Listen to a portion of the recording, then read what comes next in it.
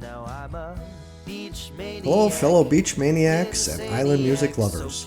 Welcome to the Beach Maniac Island Music Podcast, where we dive into the stories behind the music. I'm your host, the Beach Maniac himself, Bill Hurley.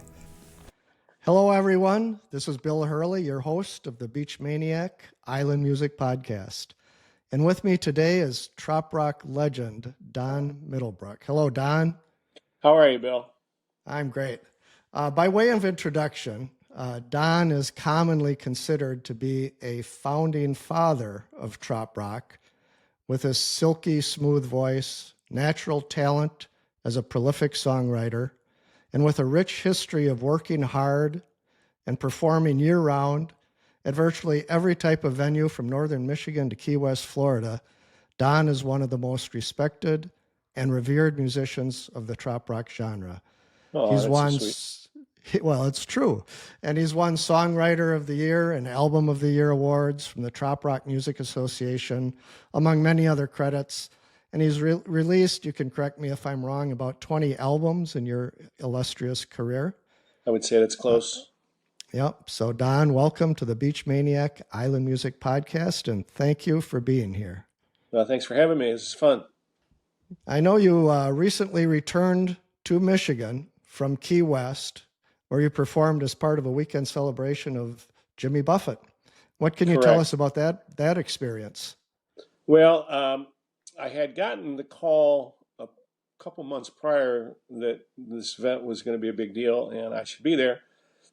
And I really, frankly, either didn't follow up or didn't hear from anybody. And then I got the call from Margaritaville saying, listen, we got this parade outside. They got all these events. And we need somebody to come in here and hit a home run at the bar restaurant, and we think you're the guy. So as much as I really love my summers, especially Labor Day weekend in Michigan, it's boating time. It's the last hurrah for the summer. I felt it was too nice of an invitation. And so Lori and I flew out on Thursday, and I played Friday, Saturday, Sunday in Margaritaville. It was packed. They had the remote working there from Radio Margaritaville, and it was hotter than bejesus. So I'm thankful that I was playing inside, and it was a great thing. And now they want to make it a tradition. So looks like my Labor Days in Michigan are on hold for a while. I'll be back next year. Wonderful. That's wonderful. So did you ever get to meet Jimmy Buffett? No, it's very interesting. I was in the backstage so-called locker room when he was napping with the Coral Reefers one time in Detroit. And I had to go do something. I don't know what I was doing, but by the time I walked out, he walked out of his nap and talked to everybody. How this ever started with me was Greg Fingers Taylor left the band after 29 years and called me and said, do you want to get together? And I'm tired of the big stage. I want to do some albums, do some traveling, but not the pace we're going, and I'm available. And if you go back and listen to Fingers, without question, one of the best harmonica players ever. And we went on road for 4 or 5 years and cut 5 albums, and I got to know the rest of the guys in the band. And then, of course, Doyle got in my life. He's the sweetest guy on the planet, and he plays pedal steel, and the world's so different. Doyle Grisham. Doyle Grisham, yeah. You can record. I can record in Michigan, and he can send me tracks from Nashville, and we can take them and cut them and paste them. So we don't have to be in the same studio. Right. And to be playing with the Coral Reefers or anybody at that level, the quality of player you get and the performances you get. Doyle's so sweet because one time he said to me, he goes, Don, what I love about your music is you don't give me those same chords that everybody else does. You go to some minors and you get some transitions that allow me to do what I do best, which is compliment. And he goes, simplicity locks us in. Chords of some complexity gives me a chance to really, show my stuff. So I do all my best to make sure Doyle gets the space he gets, and Fingers used to get his space, and that's how you get great players. Right. And I know Doyle played for you on the Guitar Island album. Did he play on some other albums as well? Yeah, I've used him on several tracks. Last few I did were just individual releases, and he played on those. I got to tell you a cute story. Uh, I had him booked for either a gig or for some studio time, and he called me and goes, "Don, I hate to ask you this, but is there any chance we could delay those tracks for a week? There's this guy named Jimmy Buffett that told me I have to be down in somewhere."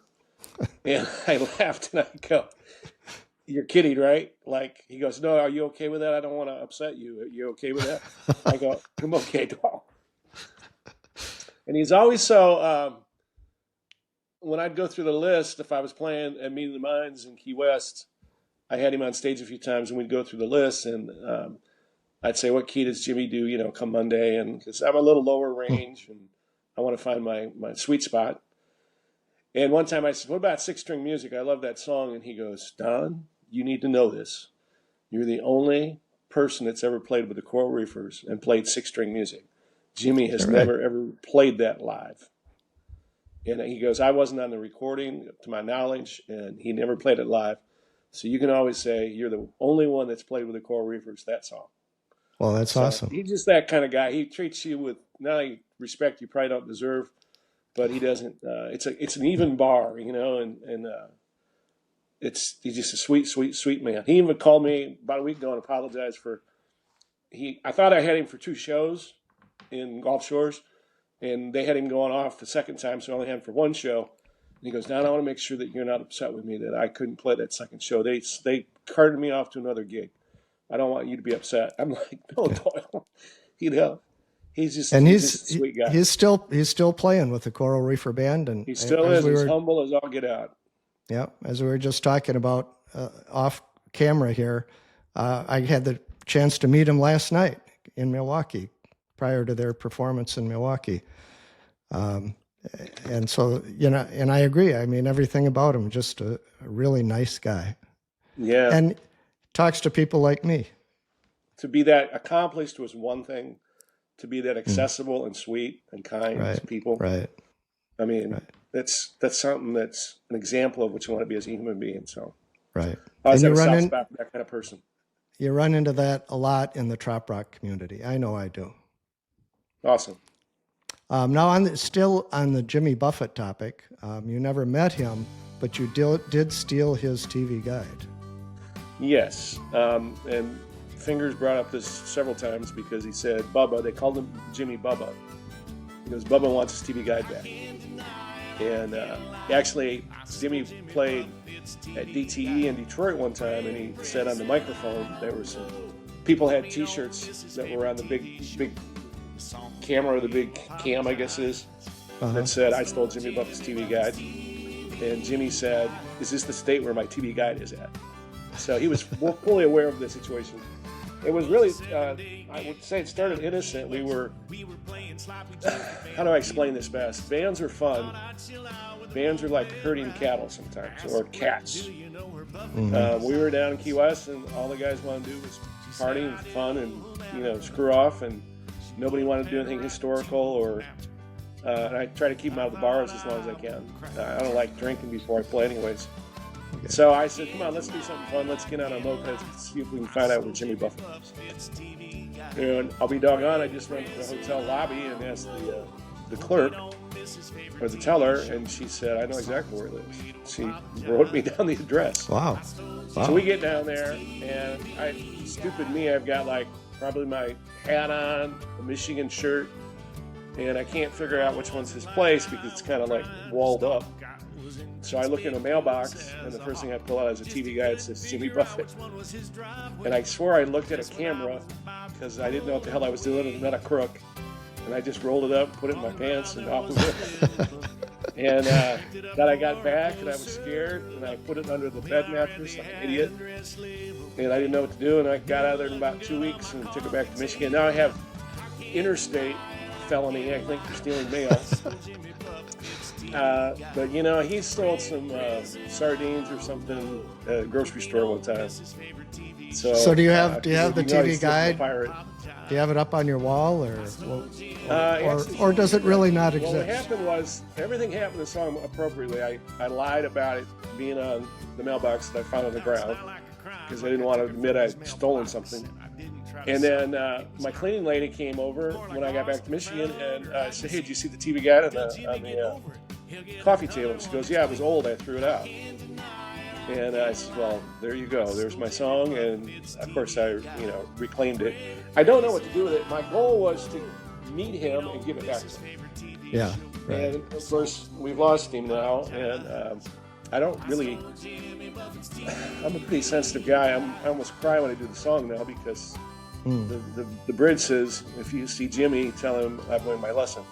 And of course, we're not having the opportunity to return the TV guide, so. I think at some point, whenever I get close to when I'm gonna not play as much guitar, I might donate it to a charity so we can raise some money. But there you go. It's here. You see, Jimmy, you tell him I have learned my little lesson. I paid the ultimate price for my confession. He'll be glad to know I have learned what life's about. You see, just last week, my cleaning lady, she accidentally threw it out. I can't deny it, I can't lie. I stole Jimmy Buffett's TV guide. Pray to prison, I don't know. Hope he don't miss his favorite TV show. The song's my way to apologize. I stole Jimmy Buffett's TV guide. And you also wrote a song about Key West legend Captain Tony. How did that come about? Well, that's another, this is a very interesting business. I'm going to tell you this. One of the greatest things Jimmy Buffett gave us was he wrote about real places and real people. In fact, when I was down in Key West this last time, a lot of people know this, but the guy he wrote Pirate Looks at 40 about was the original bartender he met at the chart room with Tom Corcoran when he first got to Key West, and his name is Phil Clark. So that song is about Phil Clark, all those lyrics, because Phil was kind of a piece of work. Well, when I was playing Margaritaville this trip, his son Flip, Phil Clark's son Flip, showed up at my gig just to say hi, and he wanted to hear the song, and we bonded. And this is what happened with Jimmy Buffett. He went to Key West after being rejected in Nashville, where you sit in cubicles and write crafty songs about things that probably never even happened. Yeah. He went to Key West, he found characters, he found buildings, he found Captain Tony. He found a lifestyle that he wrote about the facts and figures of what was going on. But what I learned was to be that kind of writer. I wanted to be that kind of writer. I wanted to live the adventures of the songs. So I found myself going to Key West 3 or 4 times a year. And of course, spending a lot of time with Captain Tony, whose 8th wife, by the way, Marty, is from Michigan and went to Michigan State. Graduated 3 years before I did here at Michigan State, and was in the same dorm room. We've become really good friends. His kids, one of his kids, Coral, she's a sweetheart, and I see them when I'm in Key West. So this is the kind of life Jimmy lived, and I wanted to be a part of it. And unfortunately, when we lost Captain Tony, I had not written that song. I wrote that after he passed. And I didn't know what to do with it, to be honest with you. I liked it, but I don't like writing about... He's a legend, so it wasn't and a friend, but I didn't know what to do with it. I finally released it. Then I get a call from a lawyer in Key West that says... He says, "I represent Captain Tony's family. We need to talk." And I go, "Oh, God, what have I done?" And he goes, "Can we use this for Captain Tony Days? The family absolutely loves this song." So, and the most interesting thing about, if you go back to what I'm talking about, Jimmy's ability to pull from the characters. If you hear the end of the song, after we lost Captain Tony, and I'm playing with Fingers, and I said, "Fingers, I want you to say, I'll take it from here," because he was the next legend in the Key West family, in my mind, because now we lost Captain Tony. And so when he goes, at the end of the song, before he plays a solo, and we go back and honor the tribute of Last Mango in Paris, we use that melody at the end. I had Fingers go, "Hey Don, Fingers, I'll take it from here." And that was our way of honoring Key West, the legends, the ladder of musicians, talent, and personalities that had dominated Jimmy's writing, had dominated Key West, and had made that place so special for music writers like myself, Buffett, and all the others that are inspired by that. So I know it's a long way of telling you what fires me up about writing, but that's what captured that song for me. Yeah. Hey Don, Fingers, I'll take it from here.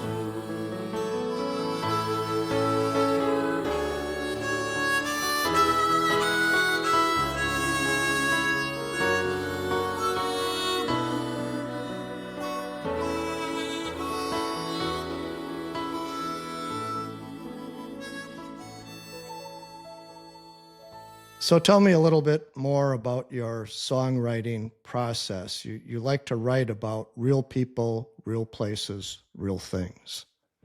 Correct. I did some time in Nashville with the cubicle writing. We used to call them hat songs, like cowboy hat songs. Mm. They're good. They're crafted. They're amazing. But they don't most of the time happen. So for me, I go back to the roots I learned from Jimmy. I don't write about anything that didn't happen. Like 99% really happened. And I also try to write things that matter. I just heard a couple songs when I was at the restaurant doing some work, and I listened to some of the songs, and they're good players, good singers. But I'm like, what are you saying? I mean, what does it matter what you're saying? Are you making an impact? Is it a positive one? Is it worthy? So I start with my lyrics first to come up with something that matters. Mm-hmm. I have a song that I'm kind of closing the shows out with that's called "I Have a Friend at Every Exit." And it's literally true, because when I'm driving to Florida, I can drive by Woodstock, Georgia, and go, well, that's where they live. I know those people who live in that place. Yeah. And you're never alone if you're having a friend at every exit. So that song is about that, traveling troubadour musician that's trying to find his way. And as much as my brother always worries about me, what happens out there? You're alone, you're driving all those miles. Well, when you have a friend at every exit, you're good. So that's what the song's about. All right, you got a song called Beach Life. This beach life is just right for me. Is that sort of autobiographical? Well, that came from a really dear friend of mine that I just love these guys. We do a lot. Lori and I travel with Kim and Jay all the time. And he has 2 great kids, a couple boats, 2 homes, beautiful wife. And one day we're probably having beers, and he goes, Don, I really want your life. I go, really? I go, you got a great life. He goes, well, you just sing to the sand. And I go, Jay, I have never sang to the sand once in my life. And he goes, well, you know what I mean, you're always... And I thought about, what if a guy was to do and throw it all away and do what he wanted to do? And he sells boats for a living, so I had that in there. I just bought a new Taylor. We had some great adventures on his whaler up in northern Michigan, which was a little dangerous, to be honest. And so I brought all those elements in, and it's really kind of a Jay song for imagining a life that's you're not probably going to do, but you feel like you do when you go to the beach. You feel like you've cashed it all in, and you've taken in the ocean, the feel, and you go, this is living. So that's what that's. Yeah. I agree. Feels just right. Oh, the this beach life feels just right to me.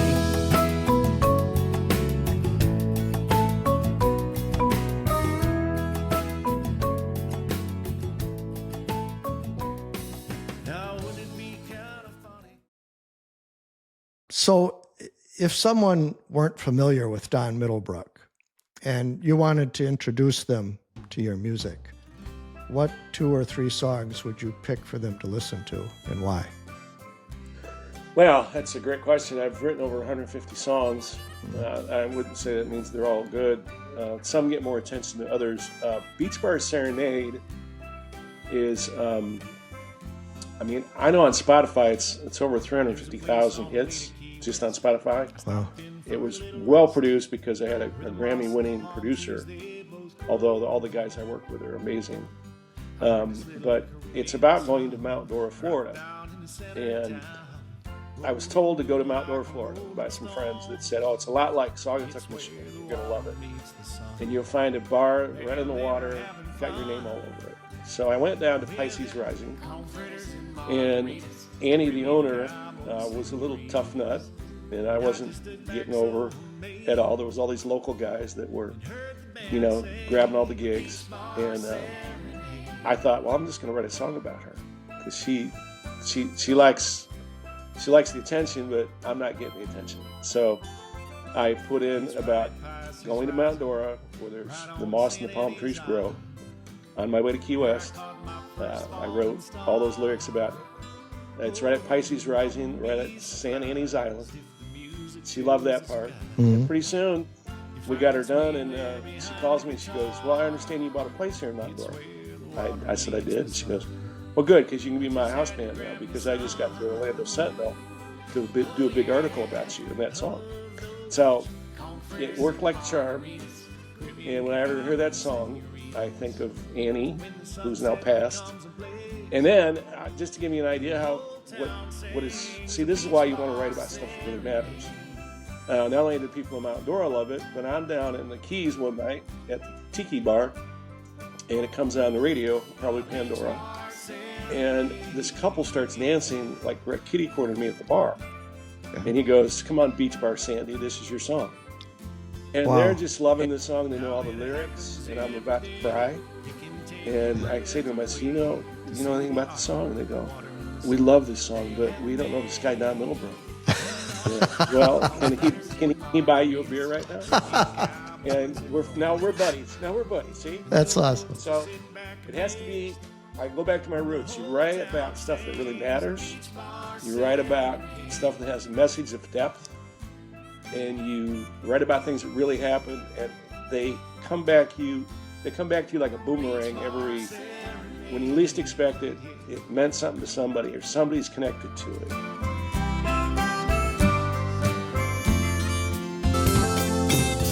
There's a place on the way to Key West. I stopped in for a little rest, where the moss and the palm trees, they both grow. I heard this little Caribbean sound riding down in the center of town, and now I call this place my home. It's where the water meets the sun. I just had to grab me some. Oh yeah, those confers and margaritas, Caribbean cowboys, senoritas. And to this day I'm still amazed. They let me sing it, a beach bar serenade.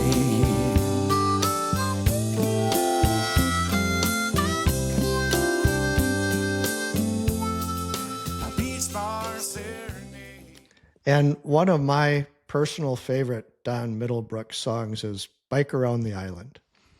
Oh, And the reason I like that so much, it kind of connects with me. My wife Diane and I were down in Key West a couple years ago for the Mile Zero Music Festival, which is more of an Americana kind of music festival. And we rented bikes, and we just biked around the island, and we went from venue to venue, to see the artists sing. sure. And it's just such a great way to bike, to get around that island without dealing with the traffic. And it was so much fun just to be able to go and see, artists musicians in one bar or another bar.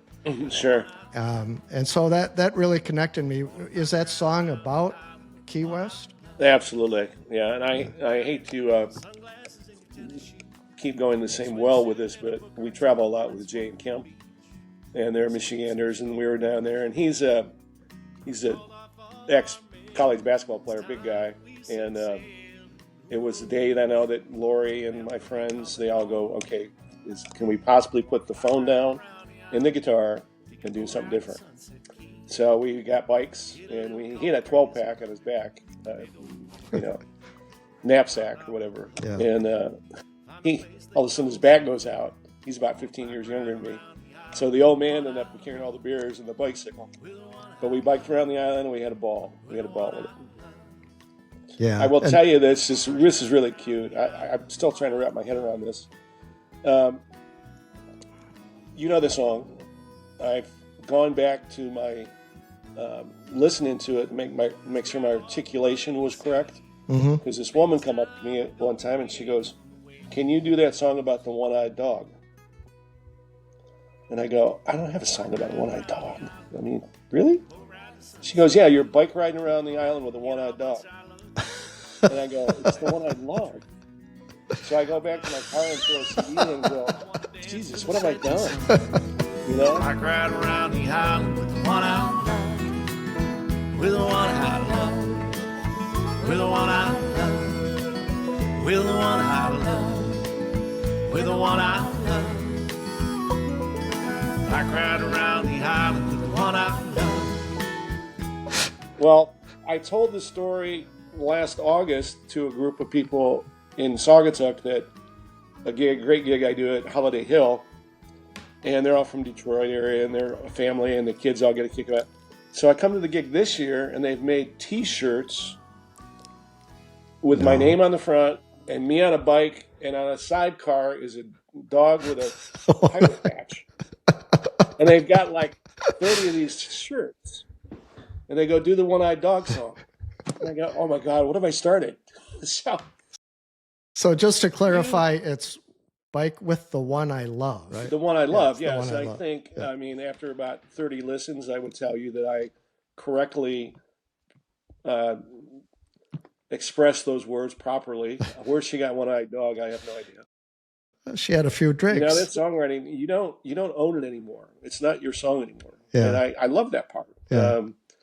You give it to the public, and the public runs with it. And if they run their own way, that's tough bananas, man. Suck it up, Buttercup.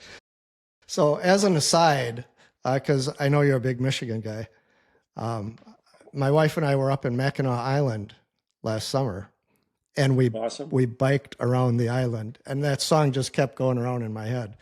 Have you ever biked on Mackinac Island? About 30 or 40, 50 times. Yeah, isn't that a beautiful bike trail? It's all around the perimeter of the island, and yeah, it's about 6-7 miles around. it's 8 miles, And you know that. And every spot is a beautiful view for 8 miles. You could just Yeah, stop I'm so anywhere. glad you saw it. Awesome. Yeah. I'll tell you something about Mackinac Island. They have had 125 years of no cars. Mhm. They only have horses, of course, bicycles, and pedestrians. And they do have a police car and an ambulance in the middle of the island in a barn in the event of an emergency. Mhm. And I think it was in 1998, they actually hit each other. So the record of no accidents on that island that lasted for 125 years got broke, which is always I get a kick out of that one. But it's it's an amazing place. Nothing like it. And you go to Puddin Bay.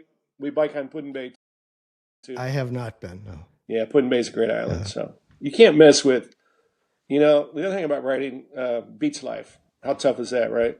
Bike ride around the island. Mhm. Guitar island. You try to find things that are not only catchy, but they signal where you're going quickly. Short phrase means everything, Impact hit, As long as you mentioned it, I got my Guitar Island T-shirt on here.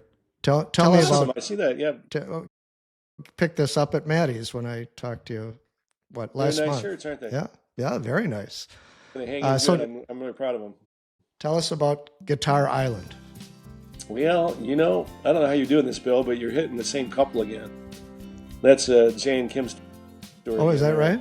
Yeah, they bought a cottage, and they have a boat, and they had a great location on this little lake, and the first thing they wanted to do was take out the windows and make them bigger so they could see more of the lake. And when we go on boat trips in Torch Lake, which is another beautiful gem if you ever get a chance to go there. Is this all in Michigan? Yeah. It's like 2.5 miles long, maybe 20 miles long. I'd have to look this up. But it's 184 feet deep, and you can see the bottom because it's all from glacier made, and it's so clear. It's the shape of a torch, but the Indians called it Torch Lake because they could fish at night with just a torch. It was so clear. And we did some boating on that. Well, right at Torch Lake, they have a sandbar, that's where Kid Rock does all his videos. Okay. And we were on the boat with the kids. They're two boys. They're about 10 and 12 at the time, and they were trying to not let the kids look at the behavior of the people on the sandbar. Although the parents were looking because they kind of wish they were there instead of with their kids, I think. And that's why I say, I think the bridge talks about what a great time to have your kids playing air guitar, so they can't see what the hell's going on with the real world. And that's what Guitar Island's all about, because everywhere we go, it's Guitar Island. Yeah, and it's a great album cover design with the shape of a guitar, that was an island by, shaped on the guitar. Weiland did that. He's a very famous dude. You know Weiland's galleries? I don't. I read about it, but I'm not otherwise familiar with it. There's one in Key West. He's got one in all around the world, Hawaii. He's a pretty big deal. He has the 50 whaling walls. So like there's one in Isla Morada. There's one in Key West. Oh, okay. Where he's taken buildings and he's put just whales up there and fish and done some beautiful work. So he's a great guy. How did it come about for him to do your album cover? Well, we're back to the lessons I learned from Jimmy, and of course the charitable behavior of the Parrot Heads. I'm a lucky guy. Jimmy said one time, he said, I'm not the best guitar player, the best singer in the world, but I'm the best Jimmy Buffett you'll ever get. And I live by those rules because there are better players, there's better songs, there's better singers, but I wanted to do something for the music department in Key West, a fundraiser for the kids. It was after one of the major hurricanes, and so I decided to take an album called The Key West Connection, mainly because Hemingway actually spent most of his time in Michigan way before Key West. And we have a great legacy up here in Michigan about Hemingway's life here. And so I have a Hemingway song, I've got I Stole Jimmy Buffett's TV Guy, Cap Tony, a lot of things from Key West. I put out an album and wanted to take it as a fundraiser for the kids. Well, I get a call from Coral, Cap Tony's daughter. She goes, I've got a friend that's going to call you in a minute to help you with the fundraiser, and you're just going to say yes. And it was a Lorien Hemingway, which would be Ernest's great-great-granddaughter, and she wrote some of the lyrics of those songs. And I'm like going, I'm on the phone with a Hemingway. Wow. And it was, but Coral went to school with her in Key West, and they spent time together. They're just friends, It's a normal life for them. Yeah. The next thing you know is Weiland. Weiland's originally from Michigan. And Weiland, I'd known him a couple times stopping in the store, and I gave him some CDs. And he called me and goes, so what are you doing? An album with a Hemingway, and I'm not doing the cover. And I go, you're on, brother. This is just coming together beautifully. Yeah. Now, if I wanted to go out and find famous people to do this kind of work, it might be a struggle, but they came to me, and I was very, very fortunate. And then we left a nice check to the kids a couple years later. Wonderful. And I'll never forget the guys at the Meeting of the Minds loved it because the marching band were at the Casa doing concerts and shows. And they get on the microphone, and in comes the marching band to receive the check from our fundraiser. So that's great. It was cool, so cool. And the Weiland and I have been tight ever since. And Lauren, she lives out in Seattle. I've texted her a couple times, but I think she's getting up there in the age where she's not returning Texas. And so that's. But I learned that all. Those are Jimmy Buffett lessons, man. Yeah. He redid "Hey Good Looking" because he did a house concert at Tennessee Williams' place when all he had was a bike and a guitar, and the one request from Tennessee Williams was "Hey Good Looking." So that's why he recorded it again, years later after he played it as a young man in Key West. So this constant evolution and development of good people, good cause, good purpose, good lyrics, like guys doing what you're doing, good people doing good things. It's Thank you. A no-brainer. Thank you. It's a win-win. And another great person that you wrote about and sing about is Sonny Jim. You got a song about the legend of Sonny Jim, who was on my podcast a month or two ago as well. He's a great guy. How did that one come about? What's that all about? That was more than humorous because his father lived in Galveston. He's since passed, but his name was Shady Floyd. Mm-hmm.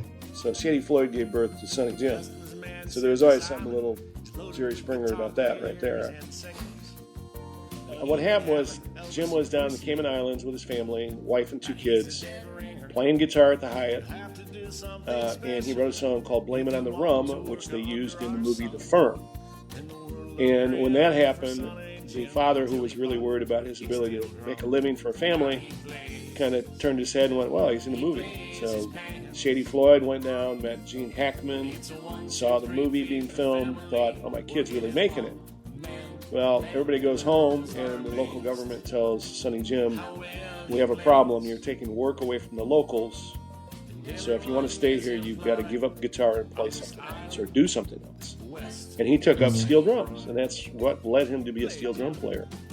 He managed to do that, keep the family together, feed the kids, and they both ended up, kids both graduated from college. I just thought he was a perfect example of a guy that needs to be legendary because he's a great guy, and he did what he dreamed to do, still carried the family through. Wonderful. Guitar slip here. So that's how that song happened. The funniest part about that is you go to the beginning of the song,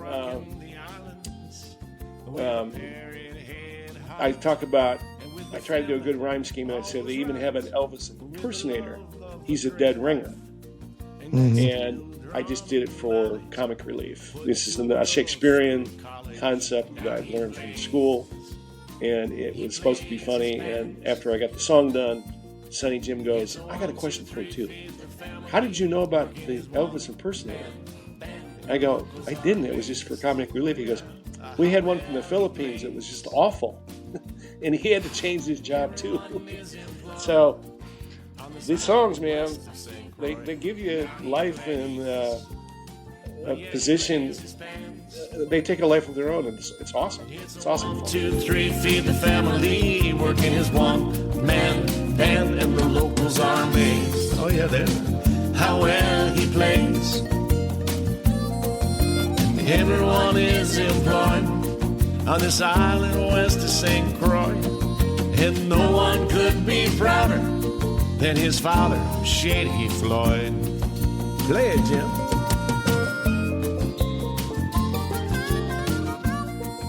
You have another one called "Born to Ride." Is that about a real group of bikers? It is about this. I'm glad we got away from Jane Kim for a minute. This is about my friends Todd and Renee Miller out of Punta Gorda area now, but originally from New York. And their story is classic because they would come to Key West. They saw me in Nashville. They saw me in Michigan a couple times. I'm trying to think else. Indianapolis, I think. It was several times I would see them, and then I would never see them again. And they would do it always on their motorcycles. And I would go, guys are kind of, they just get on their bikes, ride, come see me, and it goes months I don't see them. Well, I found out Renee had a double lung transplant. Wow. And when she was feeling healthy enough, they would bike to see Don, and when they weren't, she just wouldn't. And she's the longest living recipient of a double lung transplant in the history of America. Is that right? I thought that was the kind of people needed to be written about.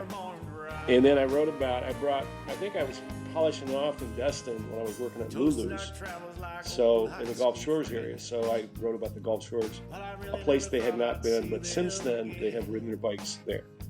So it's just, I hate to hug a song, but that was one I could hug. Because the music brought us together. That's the other thing. Do you still see them? Oh yeah, I see them all the time in Florida. I don't see them much up here anymore, but in Florida, so. They're still riding their bikes? Still riding their bikes, and I'm still singing that song. All right. They were born to ride. They were born to ride. They were born to ride. They were born to ride. And another one of my favorites is I Wish I Owned an Island. That's about Mackinac Island. Oh, it is? It is. Okay. You go back and look at all. You're in my, I don't want to say complicated wheelhouse, but if I don't do those two songs every so often, I'd forget lyrics because they kind of ramble, but they tell a story, and I wish I owned an island I could travel at sea. I was always kind of suspect to seasickness and fear of water. I almost drowned when I was a young boy, and I've overcome it. I go boating a lot now, and I love the water. But I had some issues with it. And there's the ferry you took from Mackinac City or St. Ignace to get on the island. That's the Straits of Mackinac, and that can get real rough there. Yeah, and that boat ride can be real rough. And I was playing there 3 or 4 times a year, and we'd go up in May or maybe even April, and it'd be real rough. And I said, I wish I owned an island that could travel to sea, because you'd be on land, and you'd move around, and you wouldn't have that problem. And if you go through all the lyrics, I feel the same way. Yeah, it talks about the British, the French. Mackinac Island is next to, like, New Orleans, one of the most amazing historical spots, because it was owned by the Indians, the British, the French, fur traders, Americans. They were fighting after the War of 1812 was ended in New Orleans. They were still fighting for another couple years because they didn't know the war was over. So it's got a lot of historical. You were there, you saw it. It's really like going back in time. And I bring in all those components of that in that song, including fudge. And it's all about Mackinac. A lot of fudge. Yep. And a lot of things to clean up on the streets in Mackinac Island. Yes, exactly. The way to get around is by horse. I'll tell you, one of the cutest things of recent with me on that island is the taxis are all horse-drawn. Right. And for years they didn't have internet.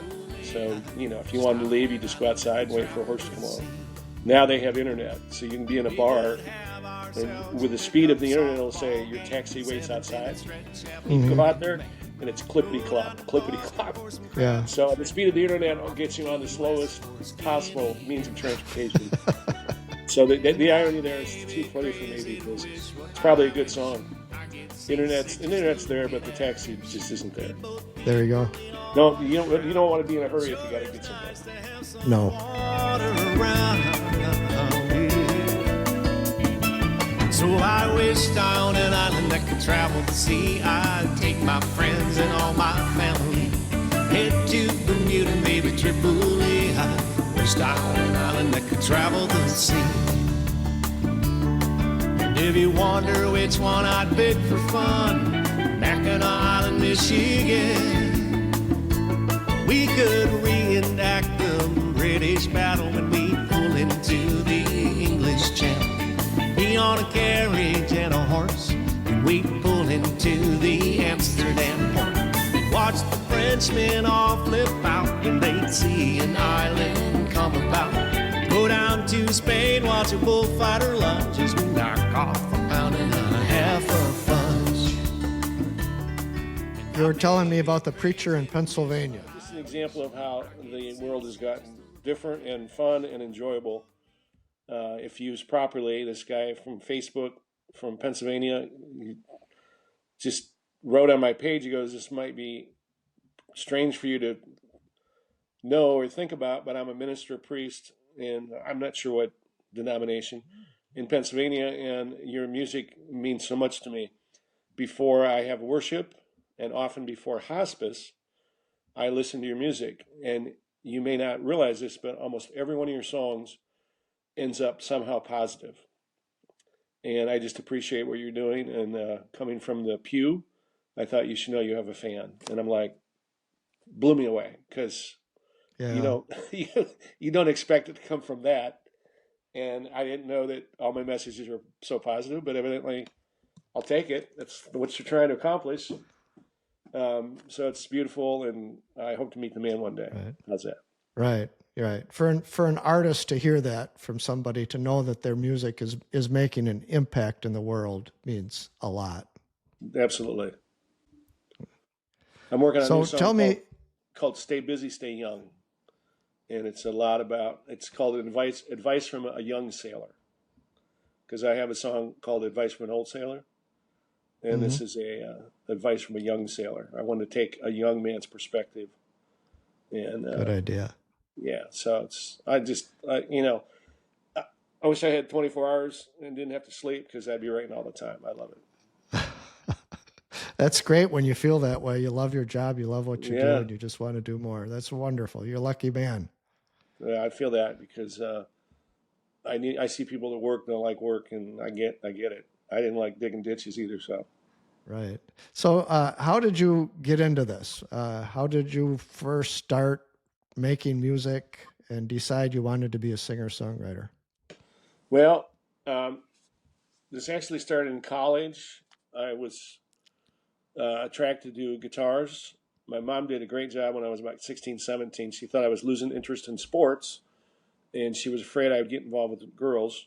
So she got me a really nice guitar with an amazing instructor, and I took to it, and it kind of backfired, because girls seem to like musicians sometimes. So I don't know what she was thinking, but I go with it. I'm good with it.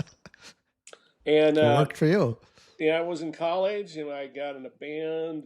I wasn't. I mean, Bill, I was awful. I mean, I went to the music department at Michigan State. Said, you teach guitar? No, they don't. They have a jazz band, but no guitar players for it. And I go, you are a major university, and you do not have a program for guitar. And next thing you know, I'm in the jazz band, and I'm first chair, only chair, and the first guy to ever play for the Michigan State Jazz Band. And I was absolutely awful. But I was back there plucking notes, just trying to get my game on. And Yeah. then I joined the band. There again, I didn't sing a note. I played guitar, but wasn't very good. Kevin to this day will tell you, well, Don, we just liked you a lot. We just couldn't get rid of you. So, but I learned my chops slowly. And then we got into a production company called Windfall Talent. And we booked concerts and shows. And I was still playing a little bit, but I was really we were doing Willie Nelson and Reba McEntire and Meatloaf and Hall & Oates. And I found my way through the business of it, learned all that, learned about merchandise.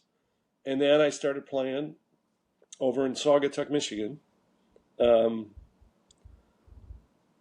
it changed my life, because we got a house gig. I was with a duo, Susie and I. And the real turning point, and this is a really sweet story from me, is this guy came up to me one time. I was probably doing a couple James Taylors. I think I only knew Margaritaville. And I was doing some originals and, Jim Croce, and I was just a cover guy. And he goes, you know much about these Parrot Heads? And I go, not really. And he goes, you know much about Jimmy Buffett? And I go, not really. He goes, well, I'm going to tell you something. The internet's coming around, and these Parrot Heads are going to be connected long after Jimmy's gone. And it would be wise of you to look into this. His name is Barry Cutler.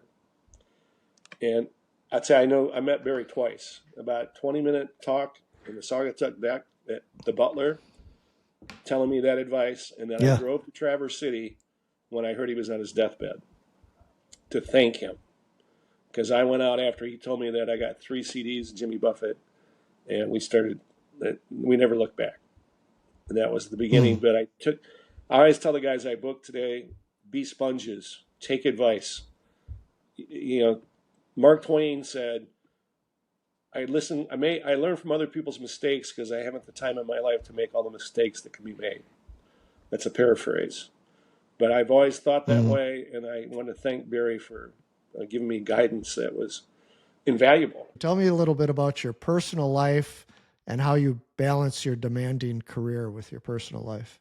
Well, I've got a very wonderful woman in my life, and she's got 2 great kids. They're way out of the nest at 25 and 29 and 27, maybe 26. I should probably know that. And we have a home in Grand Rapids. I still have I'm presently in East Lansing, Hazlitt, Michigan, my little college place I bought when I was 24. A little 3-bedroom on a golf course. And I've got a place in Florida, in Mount Dora, I've had for 21 years.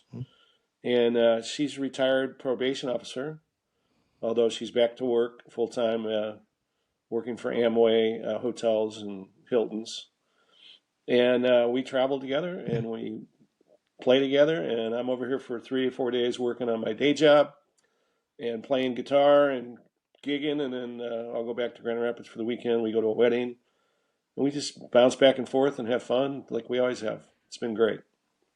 All right. Speaking of weddings, you told me this story in New Berlin last month. How many weddings have you played? Well, I've played about 30 weddings over the career, and about 3 or 4 people I'm aware of are still together. So I don't do weddings anymore. It's just not a good percentage. I wouldn't be on the team. It's a bad batting average. And it was really cute. It might have been more than that, but I told that story one afternoon at the Butler Deck in Saugatuck, and 2 or 3 of the couples came up, and they were with different people, and they go, we will validate your claim because you played our wedding and we're not with that same person anymore. So I got witnesses. So if people want to learn more about you, where can they go? Well, you can go to my website, which is donmiddlebrook.net. You can find me on Pandora. You can tell Alexa to play Don Middlebrook. No E at the end. You can go to Amazon, Apple. You can go to Spotify. You can go to any streaming outlet you want. I'm in 48,000 jukeboxes. Still one of my claims to fame. I always get a kick out of that. As I tell my players this all the time, because if you're going to play a 3-hour gig, it's 3 hours whether you're happy, sad, tired, or if you're on game. And I was getting ready for a gig, and I frankly, I know the feeling. I didn't really want to go. I was kind of like, I'm just tired, man. I'd love to have a day off. Well, I jumped in my boots and got my game on. I'm glad I did, because the guy was there from AMI Jukeboxes. He came in to see me, and he goes, I love your music. It's kind of not the protocol, but we have all these stars and rock stars and classic rock stars in our jukebox. I'd love to put you in all my jukeboxes. And I maybe have made 30 or 40 bucks from it, and I've probably spent 60 or 70 of my own money, because I love going to a bar. You know what it's like to go into a bar and go, or say this guy, you want to go to a gig at this place? And I go in, they go, well, what do you do? And I go, well, come here. I'm in your jukebox. It's a great selling point. It's always so the 48,000 is that a real number, or you just threw that? Yeah, out? I think they're over that now. They've got like 48,000 jukeboxes. Is that right? Yeah, there's one in Froggers in Mount Dora. There's a guy I know that always hangs out there, and if I go in to have a beer, I think saying, I'm hearing me, because he goes, I just always get a kick out of you walking in, and I go, hey, that guy, that's him up on the jukebox. So it's just cute fun. Never was going to be. I'll look for that. I am not in this business. That's the other thing I tell my guys: do not get in this business for money. If you want to be into money, become a doctor, lawyer. If you want to be able to tell stories that you're in a jukebox and you only made $50 in a lifetime, get in the music business. You'll have a ball. So it's expand on that a little bit. What else is it about being a musician that you love so much? Well, people, I mean, things have changed a bit because of the internet, of course, and phones. But in the day when I started, like in the late, mid 80s, the greatest thing you could possibly do to change the world would be music. I mean, we came out of the post-Woodstock era where music was the coolest thing. Everybody wanted to play guitar. Now they can get their phones and computers and change the world or screw up the world. But back then, it was the way to change the world. And as of today, I still feel like music is one of the greatest communication tools for bringing people together. In fact, my company's logo is called the Gig Factory, bringing people together with music. It's just a great catalyst. I hardly ever meet anybody that goes, I hate music. So it's always a good icebreaker. And today, like I'll go out tonight and have dinner and I'll run into a young kid and I'll give him a flyer, which is way old school. And he'll go, I'll take a picture. I go, you can keep it. But I'm playing tomorrow night down the street for the end of the summer blowout party. In fact, how do you get your music on your phone? He'll go Spotify or Apple. I go, pull up my name, and they'll go, oh my God, you're on the internet. You're like huge. You're a big deal, which is not the case.